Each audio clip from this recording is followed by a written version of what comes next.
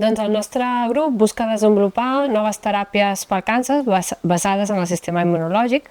El sistema immunològic s'encarrega de protegir-nos contra agents estranys, com els virus i les bactèries, però en el cas del càncer, que també ens hauria de protegir, és una mica més difícil perquè les cèl·lules del càncer són cèl·lules pròpies, que han mutat i s'han tornat més agressives, però a vegades el sistema immunològic això no ho entén. A vegades sí que ho entén, però llavors les cèl·lules tumorals, que són molt intel·ligents, poden buscar estratègies per escapar-se del sistema immunològic.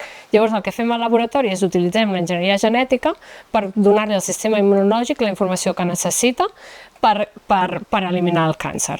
Ens centrem en les teràpies CAR-T, que es diuen CAR-T perquè utilitzem els linfòcits T, que són unes cèl·lules del sistema immunitari, i llavors les modifiquem perquè tinguin un CAR, que és el que farà que el linfòcit T vagi al tumor i l'elimini.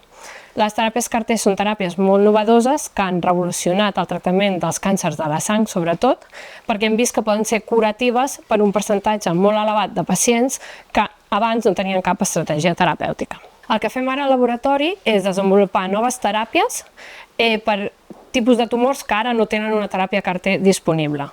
També el que fem és estudiar les teràpies CAR-T que existeixen i veure per què a vegades funcionen millor o pitjor per poder-les millorar. I finalment estem desenvolupant les teràpies CAR-T del futur, que per això volem ser molt creatius i utilitzar tecnologies d'enginyeria genètica, les més noves, per desenvolupar teràpies CAR-T més sofisticades.